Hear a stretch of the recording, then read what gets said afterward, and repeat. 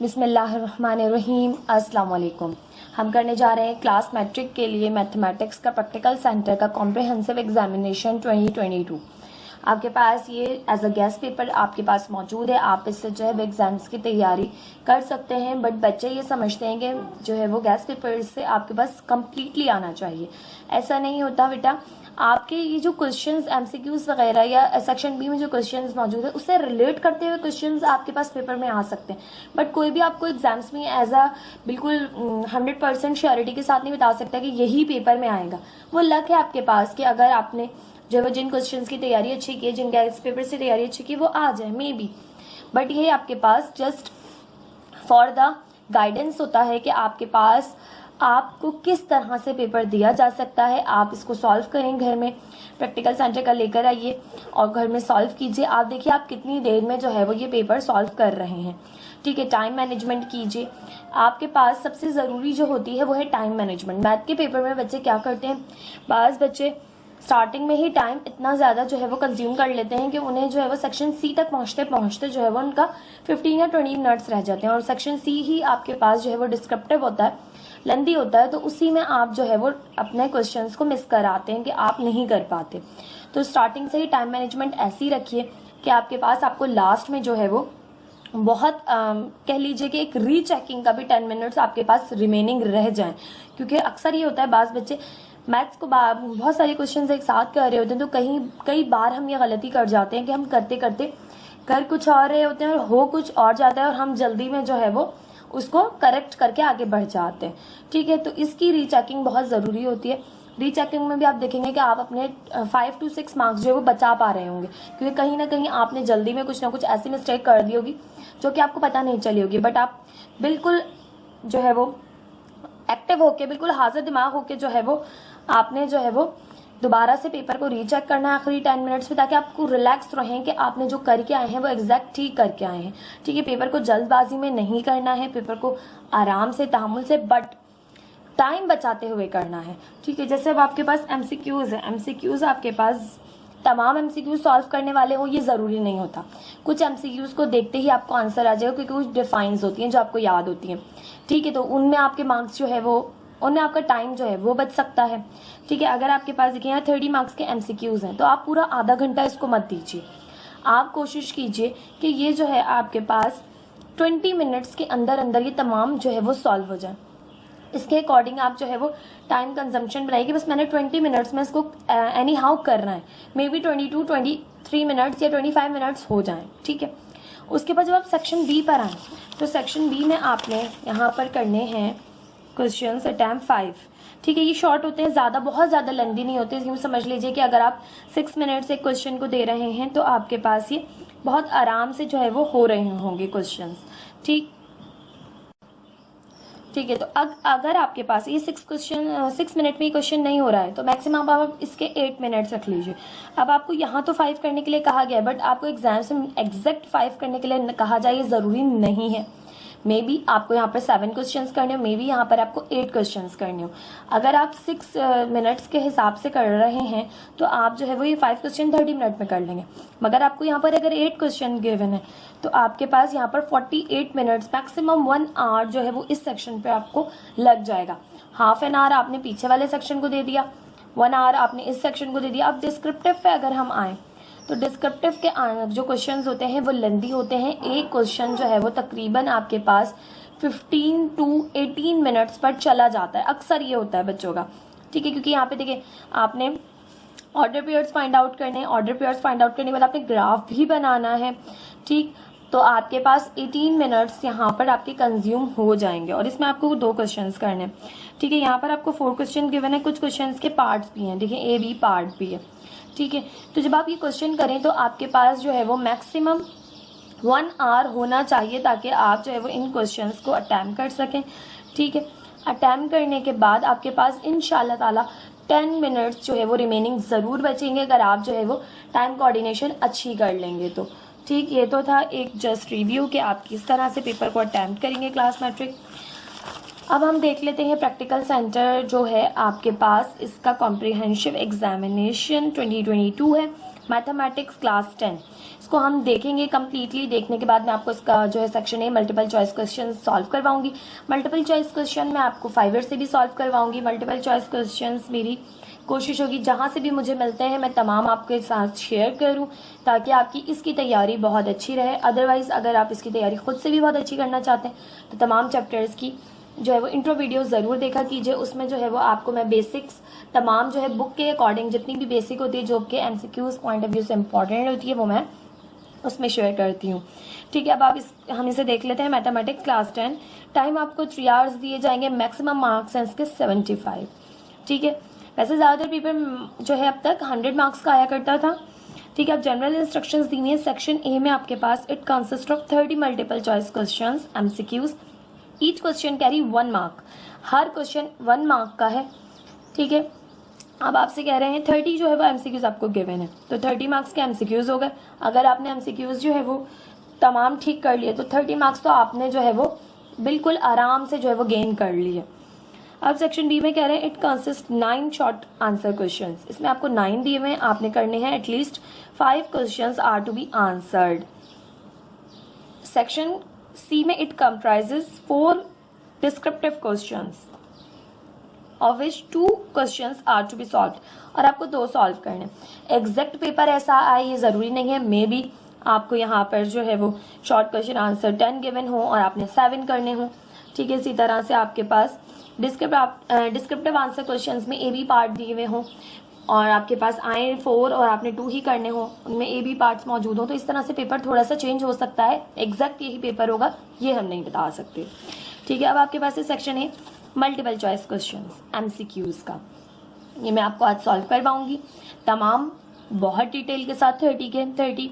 इसके बाद हम 5 ईयर भी स्टार्ट करेंगे। 5 ईयर में जितने MCQs आपके पास लास्ट ईयर्स में आए हुए हैं और अकॉर्डिंग टू योर सिलेबस, क्योंकि अब आपके पास रिड्यूस तो नहीं कहेंगे सर, खैर आपकी मैथ्स की बुक हाफ कर दी गई थी, हाफ आपने 9 में पढ़ लिया, हाफ अब आप पढ़ रहे हैं, तो उसके अकॉर्डिंग जितने MCQs आपके पास 5 ईयर में आए हुए होंगे, 10 ईयर में आए हुए होंगे, वो तमाम मेरी कोशिश होगी मैं आपको सॉल्व करवाऊँ, ताकि आपका ये क्वेश्चन जो है मल्टीपल चॉइस क्वेश्चन ये बेहतर से बेहतर हो जाए।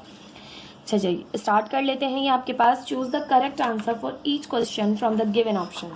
सेक्शन ए जो है वो हमेशा एग्जाम्स में मल्टीपल चॉइस क्वेश्चन का आता है, हर जो है वो पेपर में आपका इंग्लिश, उर्दू, इस्लामियात, मैथ सब में आपके पास मल्टीपल चॉइस क्वेश्चन सबसे फर्स्ट जो है वो क्वेश्चन होता है सेक्शन ए। उसमें आपके पास आपसे MCQs दिए जाते हैं और आपको 4 ऑप्शंस दिए जाते हैं, आपने कोई भी करेक्ट ऑप्शन जो है वो टिक करना होता है।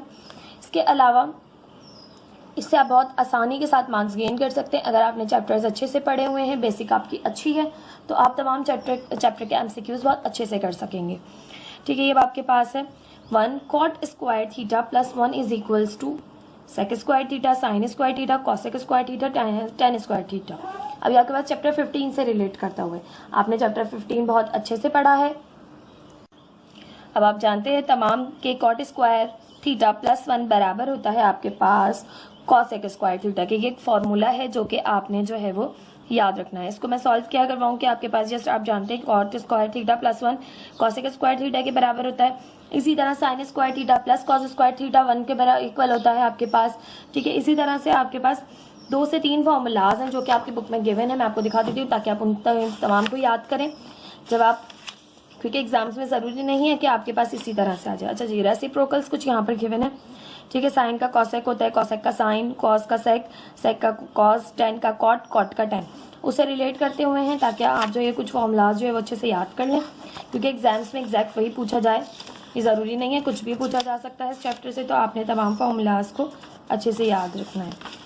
ठीक है, अब ये देखिए sine square theta plus cos square theta equal है 1 के, tan square theta plus 1 sec square theta के इक्वल है 1 plus cot square theta cosec square theta के इक्वल है। या इसको इस तरह भी लिख सकते थे कॉट स्क्वायर थीटा प्लस 1, जैसे आपको उसमें दिया हुआ है। अब आपके पास ये हो गया कॉसेक स्क्वायर थीटा के इक्वल, ये तीनों फॉर्मूलाज भी आपने अच्छे से याद रखने हैं। ठीक है, तो ये करेक्ट ऑप्शन है। फिर है elimination means to eliminate a certain. Elimination का मतलब क्या होता है कि एलिमिनेट करें किसको, वेरिएबल को, कोफिशिएंट को, नंबर को, नन ऑफ दीज को। तो हम वेरिएबल को जो है वो एलिमिनेट कर रहे होते हैं। ठीक है, तो यहाँ पर एक करेक्ट ऑप्शन वेरिएबल। ठीक है, आप देखें दो आपके पास बहुत आसानी के साथ होगा, इसमें कोई सोल्यूशन नहीं था, तो इसमें आपने टाइम कंजम्पशन जो है वो बचा लिया। आपने क्या किया, टाइम को जो है वो सेव कर लिया। अब आपको इसको सॉल्व नहीं करना था, वरना सॉल्व करने में आपको जो है वो हाफ मिनट लग जाता है। अब है 3 the solution set of mod 3x + 3 equal है -3 के। अब देखिए -3 आ गया, तो माइनस से याद रखिएगा।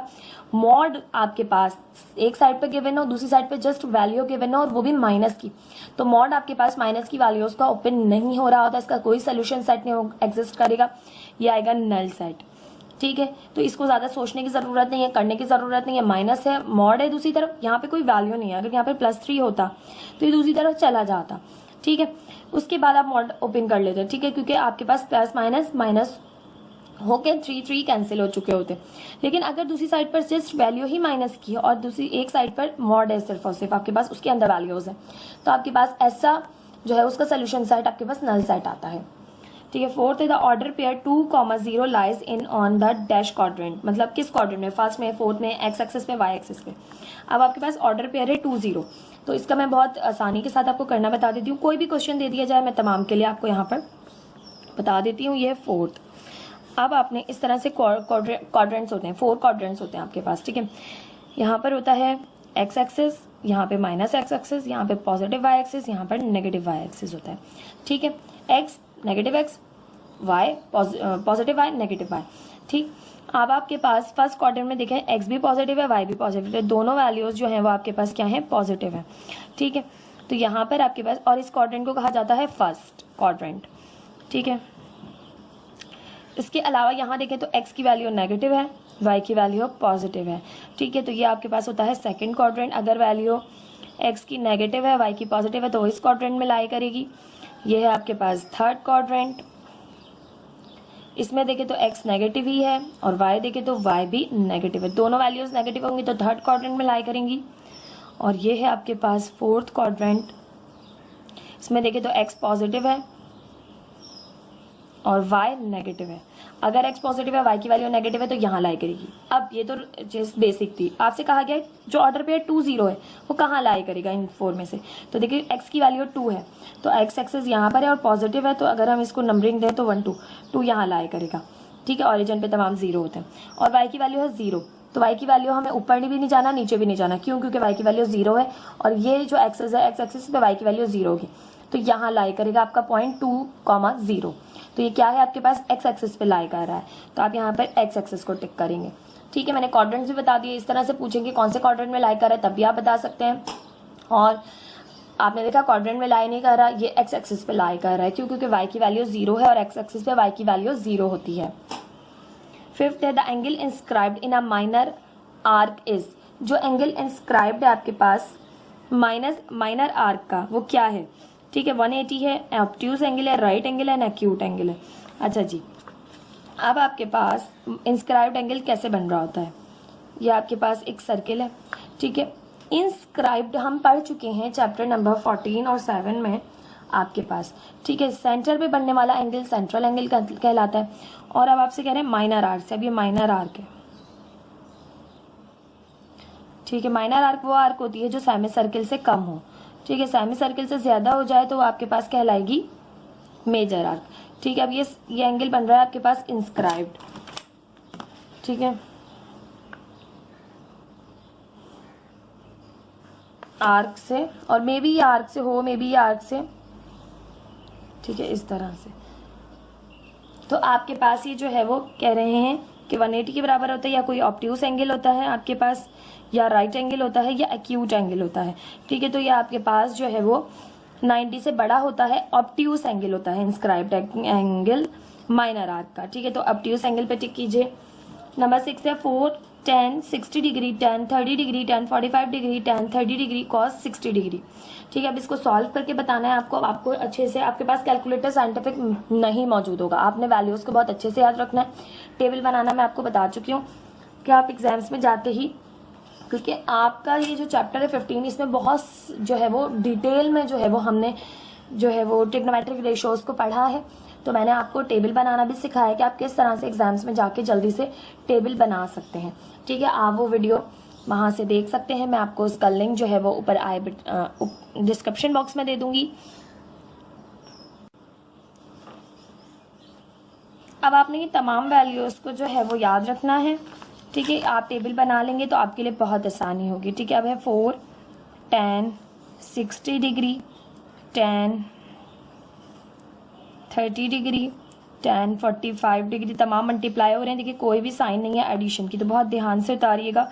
इस तरह के क्वेश्चन में बच्चे गलती कर जाते हैं इसको राइट करने में ही, ठीक है। 4 एज इट इज़ रहेगा आपके पास, और 10, 60 की वैल्यू हम यहाँ पर पुट करेंगे। तमाम वैल्यूज़ को हम पुट करते हुए जो है वो सोल्यूशन फाइंड आउट करेंगे। अब आपके पास 10, 60 की वैल्यू होती है आपके पास √3, उसके बाद 10, 30 की वैल्यू होती है आपके पास 1/√3, इसके बाद 10, 45 की वैल्यू होती है आपके पास 1, sin 30 की वैल्यू होती है आपके पास 1/2, और cos 60 की वैल्यू होती है आपके पास 1/2, ठीक है। तमाम वैल्यूज़ बच्चे याद रखना बहुत मुश्किल हो जाता है, इसलिए तमाम वैल्यूज़ का टेबल बनाना जो है वो सीख लीजिए, और एग्जाम्स में जाकर सबसे पहले टेबल जो है वो पेपर पे आप राइट कर लीजिए, ठीक है। देखिए ऊपर है √3, नीचे भी, क्योंकि तमाम मल्टीप्लाई हो रहे हैं, डिवाइड भी हो सकते हैं, ठीक है। 4 1 4, तमाम 1 है ऊपर तो 4, और नीचे 2 2 4, 4 से 4 कैंसिल हो जाएगा, आपके पास आ जाएगा 1, ठीक है। तो यहाँ पे आपके पास है आंसर इसका 1, नन ऑफ दीज, क्योंकि इनमें से कोई भी आंसर आपके पास नहीं आ रहा है, तो नन ऑफ दीज पे टिक करेंगे आप। अब 1 आपके पास आंसर नहीं गिवन, तो नन ऑफ दीज को टिक कर दिया हमने। 7 में कह रहे हैं इफ √x - 2 = -4 के, then the solution set of x is equals to. अब ये भी आपके पास सिंप्लीफाई करने का है, तो जल्दी जल्दी जो है वो सिंप्लीफाई करते जाते हैं। देखिए अब यहाँ पर रूट मौजूद है, एडिशन सब्ट्रैक्शन फिलहाल कुछ नहीं हो सकती, तो हमें रूट को खत्म करने के लिए taking square on both side करना पड़ेगा, ठीक है। सारी चीज़ें आपने लिखनी नहीं एग्जाम्स में, जस्ट आपने स्क्वायरिंग कर देनी है, ठीक है। स्क्वायर से root cancel, x - 2 is equals to -4 का स्क्वायर किया, माइनस माइनस प्लस, 4 4 से 16, ये माइनस का 2 उधर जाके प्लस का 2 हो जाएगा। x की वैल्यू आपके पास आ जाएगी 18, तो 18 देखिए ये रहा सोल्यूशन सेट में 18, ये आपने टिक कर दिया। देन है 8 आपके पास, the value which appears most in the data is called the, ये हम पढ़ चुके हैं आपके पास, क्या आपके पास जो मोस्ट रिपीटेड वैल्यू होती है डेटा में वो मॉड होती है, ठीक है। तो mod is the correct option. 9th है, a perpendicular from the vertex of a triangle to the opposite side is called and a the dash of the triangle. कह रहे हैं आपके पास जो के परपेंडिकुलर होता है वर्टेक्स से जो निकल रहा होता है, ठीक है, और ट्राइंगल की अपोजिट साइड पे परपेंडिकुलर होता है, वो क्या कहलाता है आपके पास, तो वो आपके पास कहलाता है एंगल बाइसेक्टर। देखिए वर्टेक्स से निकल रहा है, ठीक है। अब एंगल तो यहाँ दिया हुआ नहीं, ये बाइसेक्टर लिखा हुआ है जस्ट, तो बाइसेक्टर को टिक करेंगे, क्योंकि आपके पास देखें इस तरह से ट्राइंगल है आपके पास, कोई भी वर्टेक्स से आपके पास निकल रहा है और अपोजिट साइड पर जाकर क्या है परपेंडिकुलर है, तो ये एंगल बाइसेक्टर होता है, जो कि यहाँ पे आपके पास एंगल को बाइसेक्ट करते हुए परपेंडिकुलर सामने वाली साइड पे जा रहा होता है। अब है आपके पास फोर्थ प्रोपोर्शन ऑफ 3 6 9 इज। अब आपने फोर्थ प्रोपोर्शन मालूम करनी है 3 6 9 की, तो किस तरह से मालूम करते हैं फोर्थ प्रोपोर्शन आपके पास, कि आपने यहाँ पर ये है आपके पास 10th,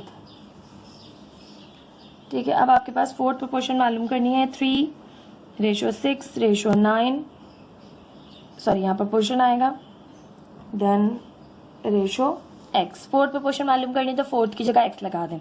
अब आप जानते हैं product of extreme product of mean के बराबर होता है। 3 को x से मल्टीप्लाई कर दें, 6 को 9 से, x इज इक्वल टू 6 9 54। अब आपके पास ये 3 यहाँ मल्टीप्लाई हो रहा था, यहाँ के डिवाइड करेगा, 3 1 3, 3 1 3, 2 से दे दिया, 3 8 24, x आपके पास आ गया है 18। फोर्थ प्रोपोर्शन क्या होगा 18 आपके पास ये रहा करेक्ट ऑप्शन। देन फिर आपके पास 11 है, a circle which passes through all the 3 vertices of a triangle is called disk of the triangle। कह रहे हैं आपको सर्किल आपका जो कि पास हो तीनों वर्टिसेस से ट्राइंगल के, वो आपके पास ट्राइंगल क्या कहलाता है, तो ये भी हमने चैप्टर नंबर 14 और 7 में पढ़ा है हमारे पास, कि ऐसा सर्किल जो ट्राइंगल के तीनों वर्टेक्स से जो है वो गुजरे, वर्टेक्स को छूता हुआ गुजरे, ऐसा सर्किल सर्कमस्क्राइब सर्किल कहलाता है, ठीक है। स्क्राइब सर्किल वो सर्किल होता है आपके पास जो कि ट्राइंगल की एक साइड को टच करे और बाकी 2 साइड को प्रोड्यूस करके आपको जो है वो उनको इंटरनली टच कर रहा है। टेंजेंट सर्किल को टच करते हुए गुजरे सिर्फ एक पॉइंट पर, ठीक है। तीनों जो है वो आपके वर्टिसेस से पास होने वाला सर्किल कहलाता है सर्कमस्क्राइब सर्किल, ठीक है। भाई द डुप्लीकेट रेशो ऑफ 2:3, तो इसकी डुप्लीकेट रेशो क्या होगी आपके पास ये है आपके पास 12 2:3 की, तो 2 का भी स्क्वायर कर दें, 3 का भी स्क्वायर कर दें, डुप्लीकेट रेशो मिल जाएगी। 2 2 4, 3 3 9, 4:9 is the duplicate ratio of 2:3। Then है आपके पास part 13, the median of 2 4 6 8 10 12 is. अब आपने मीडियन फाइंड आउट करना है। 1 2 3 4 5 6। अब आपके पास इवन है, इवन आपके पास जब नंबर हो 10 आपके पास इवन हो तो आपने फॉर्मूला यूज करना होता है, मैं कर रहे हैं पार्ट 13, 1/2 एन टर्म होती है आपके पास n/2 term plus n+2/2 term. ठीक है, अब n आपके पास क्या है, अभी मैंने काउंट किया 6 था, हाफ एज इट इज रहा, 6/2 टर्म प्लस 6+2/2 टर्म। ठीक है, 1/2 as it is, 6/2 third term आ गई, प्लस 6+2 हो गए 8, 8/2 हो गए 4 फोर्थ टर्म। अब आपने थर्ड और फोर्थ टर्म लेनी है, उनका सम करना है, फिर 2 से डिवाइड करेंगे। अब देखें तो थर्ड टर्म क्या है, 1 2 3। अब आपके पास डेटा जो है असेंडिंग ऑर्डर में अरेंज है, तो आपने थर्ड टर्म 6 ले ली और फोर्थ टर्म 8 ले ली। 6 + 8 ये हो गया आपके पास दोनों 14/2, 2 1 2 2 7 14। तो मीडियन आपके पास यहाँ से आ जाएगा 7 is the correct option. Then है इफ x - 2 x + 3 = 0 के, तो x क्या होगा आपके पास, तो ये भी सॉल्व करना पड़ेगा। ये है आपके पास 14 x - 2 x + 3 = 0 के। ठीक है, अब आपको 2 ब्रैकेट दिए हुए हैं, आप चाहें तो इसको लेंथी करके भी कर सकते हैं, बट मैं आपको शॉर्टकट जो है वो ट्रिक सिखाती हूँ। देखिए, आपने क्या करना होता है, दोनों ब्रैकेट्स को मल्टीप्लाई करना होता है, मल्टीप्लाई करने के बाद सिंप्लीफाई करके फैक्टर्स बनाने होते हैं। अब दोनों ब्रैकेट मल्टीप्लाई हो रहे हैं और इक्वल है 0 के, आप सिंपल इन्हें, यही चीज़ आगे जाकर भी बननी है, तो आप यहीं पर इन्हें डायरेक्ट कर लें। x - 2 = 0 के, x + 3 = 0, क्योंकि जब 2 ब्रैकेट मल्टीप्लाई हो रहे हैं और इक्वल हैं 0 के, तो दोनों ब्रैकेट को जो है वो आइदर और करके इक्वल ले सकते हैं आप 0 के। ये -2 इधर जाके +2, ये +3 दूसरी साइड पे जाके -3, तो x की वैल्यू आपके पास आ गई 2 - 3। ठीक है, तो यहाँ पर 2 - 3 ये मौजूद है। ठीक है, इस तरह से आप चेक कर सकते हैं इजीली। अब है 15 6 x के एक्सपोनेंट 0 का स्क्वायर। अब देखिए x के एक्सपोनेंट 0 अंदर है, ठीक है, तो पूरी वैल्यू 1 नहीं हो जाएगी आपके पास, ये 6 के एक्सपोनेंट 0 1 हो जाएगी। ठीक है, और होल पे स्क्वायर एज इट इज रहेगा। 6 1 = 6, 6 का स्क्वायर करें 6 6 = 36, तो आपके पास करेक्ट आंसर है 36। अब है आपके पास, क्योंकि होल पे स्क्वायर है, देखें x की नॉट की वैल्यू जो है वो 1 है, तो 6 1 = 6 और इसका स्क्वायर कर लें। This is the solution of x + y = 6 के व्हेन x बराबर है y के। अच्छा जी, ये बहुत ही ट्रिकी सा क्वेश्चन है, बहुत ईजी है बट बहुत ट्रिकी सा है। कुछ बच्चे जो है इसमें कंफ्यूज हो जाएंगे और कुछ बच्चों के लिए ये बड़ा ही जो है वो आसान होगा, मजेदार होगा कि बड़े अच्छे से हो गया फटाफट। देखिए भाई, x + y बराबर है 6 के और x बराबर है y के, x बराबर है y के, ये आपको हिंट दी हुई है। अब यहाँ पर जहाँ भी x मौजूद है मैं y रख देती हूँ, ठीक है, क्योंकि x बराबर है y के, क्वेश्चन में गिवन है आपको x = y के, तो यहाँ मैंने रख दिया y + y = 6 के, y + y 2y = 6। ये यहाँ मल्टीप्लाई करे, वहाँ जाके डिवाइड करेगा, 2 1 = 2 2 3 = 6, तो y की वैल्यू आ गई 3। अब y की वैल्यू जो आई है वो हमने यहाँ पर रख देनी है इसमें क्वेश्चन में, तो आपके पास है y की वैल्यू 3 = 6 के, तो 3 यहाँ प्लस हो रहा है, दूसरी साइड पे जाके माइनस करेगा, क्योंकि y की जगह हमने 3 रख दिया, 6 - 3, तो ये हो जाएगा x भी 3। देखें x बराबर है y के, तो x बराबर ही आ रहा है y के, x भी 3 है y भी 3 है, 3,3 सोल्यूशन सेट आ जाएगा। ये आपके पास 3,3 सोल्यूशन सेट आ गया। 17 है आपके पास, elimination of x from x + b = 0 के, x + c = 0 के, रिजल्ट इन। अब आपने एलिमिनेट करना है, बहुत ही जो है वो शॉर्ट क्वेश्चन में आपको एलिमिनेशन दे दी गई है MCQs में। ठीक है, ये है आपके पास 17, x एलिमिनेट करना है, x + b = 0 के और x + c = 0 के। इक्वेशन 1 इसे कह दिया इक्वेशन 2। अब हम कर रहे हैं इक्वेशन 1 और 2 को सब्ट्रैक्ट, इक्वेशन 1 एंड 2 सब्ट्रैक्ट कर रहे हैं। ठीक है, सब्ट्रैक्ट क्यों कर रहे हैं, क्योंकि आपके पास x दोनों में मौजूद है और पॉजिटिव साइन के साथ है, तो ऐड कर लेते हैं। अगर नेगेटिव साइन के साथ यहाँ होता तो ऐड में आपके पास कैंसिल आउट हो जाते, बट सब्ट्रैक्ट करेंगे, पॉजिटिव था नेगेटिव साइन, पॉजिटिव था नेगेटिव। ठीक है, एक्स से एक्स कैंसिल, तो आपके पास प्लस बी माइनस सी इक्वल आ गया 0 के। ठीक है, अब ये माइनस का सी उधर जाके प्लस का सी हो जाएगा, तो बी बराबर हो जाएगा सी के, और बी इक्वल है सी के। आपको इसी तरह से गिवन था, इसलिए मैंने इसको इस तरह से करवा दिया। बी प्लस सी नहीं था, बी सी नहीं था, बी सी प्लस 1 नहीं था, ये सब नहीं थे। अब है if x plus 5 ratio x plus 7 equal है 5 रेशो 7 के, then x equal to what. अब ऑप्शंस देखने से पहले आप इसका सिंप्लीफिकेशन किया कीजिए, क्योंकि डायरेक्ट तो आप आंसर नहीं बता सकते ना। अब देखिए, अब आप जानते हैं प्रोडक्ट ऑफ एक्सट्रीम बराबर होता है प्रोडक्ट ऑफ मीन के, तो 7 मल्टीप्लाई होगा x प्लस 5 से और 5 मल्टीप्लाई होगा x प्लस 7 से।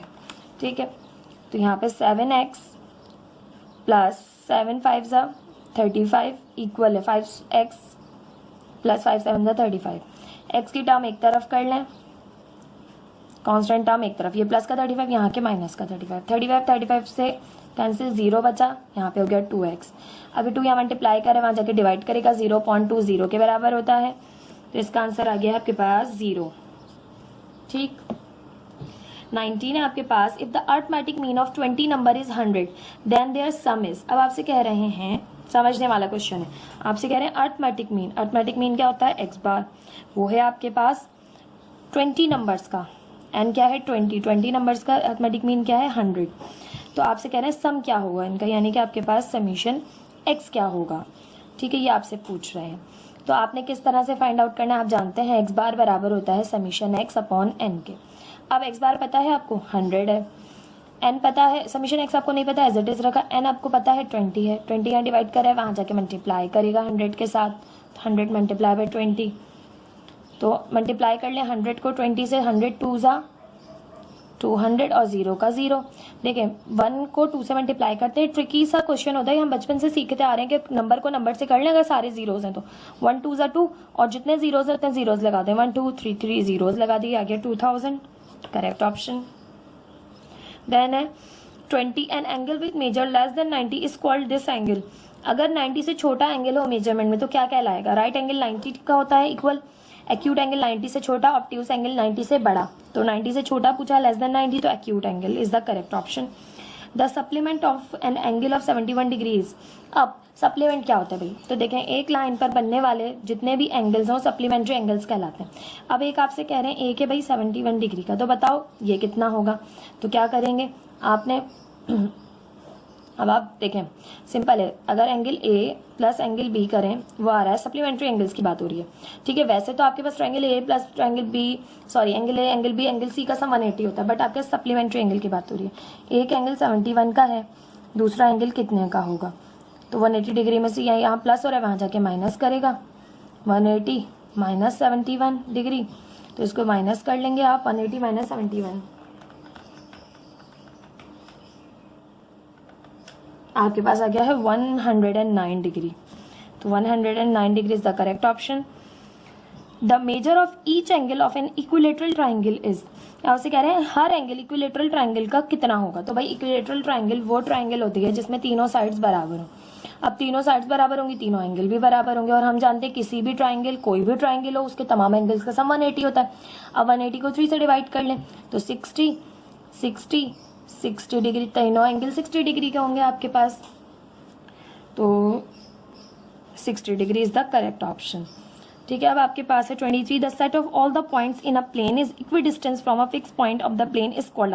अच्छा जी, ये सर्किल की डेफिनेशन है, अगर आपने याद की होगी तो आपको अच्छे से पता होगा कि एक फिक्स पॉइंट से, ठीक है, तमाम पॉइंट जो है वो क्या है, इक्वी डिस्टेंस है।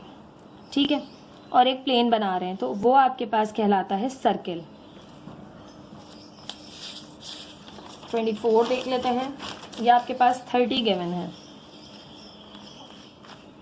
अच्छा जी, 24 में कह रहे हैं the line segment whose end points are any 2 point of the circle is called this of the circle. भाई कह रहे हैं एक लाइन सेगमेंट है, एक सर्किल है, पहले तो देखें एक सर्किल है, और कह रहे हैं line segment whose end points are 2 points of the circle, उसके एंड पॉइंट्स 2 पॉइंट है सर्किल पर। ठीक है, इस तरह से 2 पॉइंट है सर्किल पर, तो वो सर्किल का क्या है, तो मैं आपको पढ़ा चुकी हूँ, जो लाइन सर्किल के दोनों कॉर्नर्स को टच करे, दोनों सर्कमफेरेंस को टच करे, वो आपके पास कॉर्ड कहलाती है। ठीक है, तो ये आपके पास कॉर्ड है, कॉर्ड करेक्ट ऑप्शन है। 25 है, the line which meets a circle eight only one point is called a. भाई देखें, ऐसी लाइन जो सर्किल को एक पॉइंट पे टच कर रही हो, ठीक है, सिर्फ और सिर्फ एक पॉइंट पे टच करिए, वो क्या कहलाती है? वो लाइन कहलाती है टेंजेंट। ठीक है, चैप्टर नंबर आपके पास ये है आई थिंक 13 है पुरानी बुक में, और न्यू बुक में आपके पास है ये चैप्टर, न्यू बुक में है आपके पास ये चैप्टर नंबर 6 सर्किल। इसका मैं पूरा इंट्रो दे चुकी हूँ। देखें इससे कितनी सारी आपके पास डिफाइंस जो है वो आई हुई हैं, आपने अच्छे से वो डिफाइंस समझ के याद कर लेनी है, ताकि आप जब एमसीक्यूज कर रहे हो तो आपको ज़्यादा परेशानी ना हो। अच्छा जी, 25 देखें, द लाइन विच मीट्स, अच्छा ये पढ़ लिया हमने। 26 देखें, sine square 60 degree plus cos square 60 degree is equals to what. अब आपने साइन 60 की वैल्यू रखनी है। साइन 60 की वैल्यू अगर आपको नहीं याद होगी तो आप पहले टेबल बनाइएगा एग्जाम्स में जाके।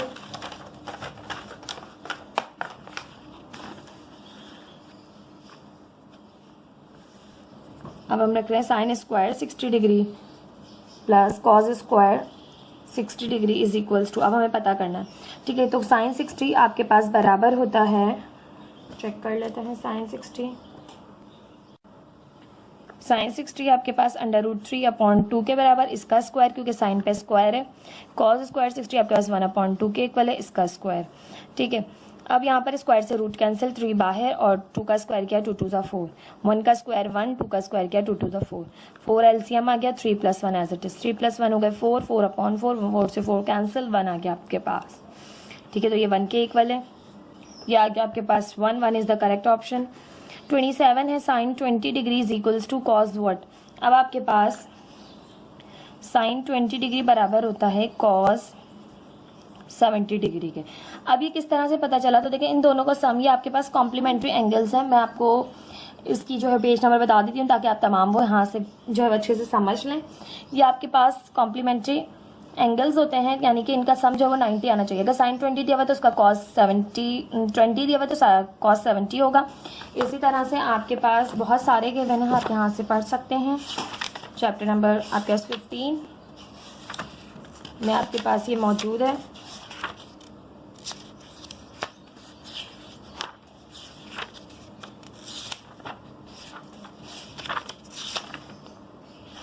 पेज नंबर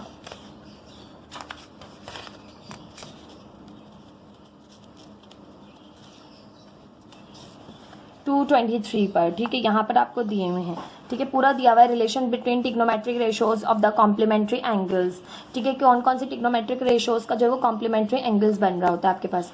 देखिए sine 90 minus theta cos theta के बराबर है, कॉट 90 माइनस थीटा tan के बराबर, थीटा के बराबर है, tan 90 minus theta cot theta के बराबर है, cosec 90 minus theta sec theta के बराबर है, और sec 90 minus theta cosec theta के बराबर है। तो आपसे हो सकता है ये भी पूछ लें कि ये किसके बराबर है, तो यहाँ से आपने याद रखने हैं, ठीक है। कुछ एग्जाम्पल्स आपको इसमें नीचे गिवन है, ठीक है। इस तरह से एमसीक्यूज में आपसे पूछा जा सकता है, ठीक है। तो अब आपने कॉम्प्लीमेंट्री एंगल्स का सम आपको पता है 90 डिग्री होता है, तो अगर आपको दे दिया जाए 20 तो आपने सामने जो है वो 70 रखना है, ठीक है। तो 27 28 देख लेते हैं। Series contain the value of 14 14 14 14 14 it's standard deviation is. अब आपके पास वैल्यूज दी हुई हैं। स्टैंडर्ड डेविएशन का फॉर्मूला क्या होता है? तो हम सब बच्चे बहुत अच्छे से पढ़ चुके हैं। Standard deviation is equals to summation x square upon n minus summation x upon n का होल स्क्वायर। अब सबसे पहले आपने क्या करना है भाई, जल्दी से रफ में, आपके पास ये x है, ये x का स्क्वायर है, ठीक है। 5 टाइम्स आपको 14 गिवन है, 1 2 3 4 5 3 4 5, इसका स्क्वायर करें 196, इसका स्क्वायर करें 196, क्योंकि 14 का स्क्वायर जो होता है वो 196 के बराबर होता है। समीशन x करेंगे 70 आ जाएगा, समीशन x स्क्वायर करेंगे आपके पास आएगा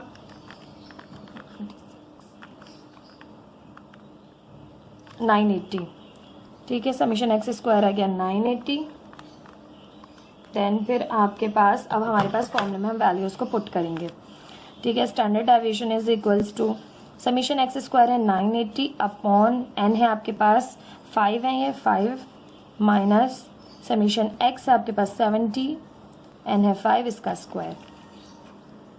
standard deviation is equals to 90 को डिवाइड कर लें 5 से, 980 को डिवाइड कर लें 5 से, आपके पास आ गया है 196। 70 को डिवाइड करें 5 से, आपके पास आ गया है 14, इसका स्क्वायर 14। 14 का स्क्वायर करें आपके पास 196 आ जाएगा। 196 माइनस 196 हो जाएगा आपके पास 0, 0 का रूट 0, स्टैंडर्ड डेविएशन आ जाएगा यहाँ से 0। तो स्टैंडर्ड डेविएशन आपको दिया हुआ है यहाँ पर 0, ये आपके पास करेक्ट ऑप्शन है। 29 है a की एक्सपोनेंट 3 मल्टीप्लाई बाय a की एक्सपोनेंट -3। देखिए मैं a की एक्सपोनेंट 3 मल्टीप्लाई बाय a की एक्सपोनेंट -3। अब हम जानते हैं बेसिस सेम है, एक्सपोनेंट जो है वो ऐड हो जाती है आपके पास 3 प्लस -3, तो ये हो जाएगा 3 प्लस माइनस -3, 3 - 3 हो जाएगा आपके पास 0, और a की एक्सपोनेंट 0 होती है 1 के बराबर। किसी भी वेरिएबल की एक्सपोनेंट 0 1 के बराबर होती है, ये आंसर आएगा। अब है आपके पास the mean proportion between 4 and 16 is. Mean proportion क्या होते हैं अभी मैं आपको बता चुकी हूँ, मीन्स क्या होते हैं और एक्सट्रीम्स क्या होते हैं। देखें आपको यकीनन एक्सट्रीम्स दिए हैं और मीन नहीं दिया हुआ। मीन प्रोपोर्शन क्या है तो देखें 4:x ratio proportion x ratio 16 आपको एक्सट्रीम। अब आपको मीन प्रोपोर्शन मालूम करना है तो आप जानते हैं product of extreme product of mean बराबर होते हैं, ठीक है। तो एक्सट्रीम्स है मीन है x स्क्वायर और 4 मल्टीप्लाई बाय 16, 16 4 ज़ा 64, taking root on both side, square से रूट कैंसिल और 64 का रूट ओपन होता है आपके पास 8, तो आपके पास यहाँ से मीन प्रोपोर्शन आ गया है 8, ठीक है। यह थे आपके पास, ये थे 30 आपके पास MCQs जो है प्रैक्टिकल सेंटर के कॉम्प्रिहेंसिव एग्जामिनेशन पेपर से। आई होप आपको समझ में आए होंगे। अगर आप चाहते हैं आप इसका सेक्शन बी और सी भी समझें और मैं आपको सी और सी दोनों समझाऊं अच्छे से, तो प्लीज़ कमेंट सेक्शन में ज़रूर बताइएगा। मैं आपकी रिक्वेस्ट को पूरा करने की पूरी कोशिश करूँगी। तब तक के लिए थैंक यू सो मच, अल्लाह हाफिज़। प्लीज़ मेरे चैनल को लाइक कीजिए, सब्सक्राइब कीजिए, अपने फ्रेंड्स के साथ भी शेयर कीजिए, कमेंट ज़रूर किया कीजिए अगर आपको वीडियो पसंद आई है तो। अल्लाह हाफिज़।